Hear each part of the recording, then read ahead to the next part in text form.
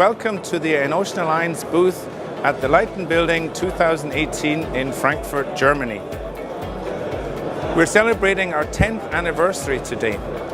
In 2008, 7 highly innovative companies from the building sector joined forces to create the EnOcean Alliance. Our goal is to standardize the energy harvesting wireless technology for intelligent and smart buildings. From our humble beginnings in 2008, we have now grown to a thriving ecosystem with over 400 member companies, with over 1,500 interoperable products, and installed in over 500,000 buildings. Today at the Light+Building, there are more than 60 member companies showing EnOcean-based solutions.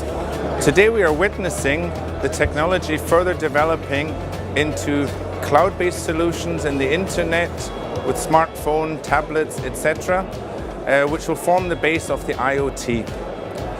It's been a very exciting first 10 years, and I'm looking forward to supporting our partners in the next 10 years of the leading wireless standard for intelligent buildings.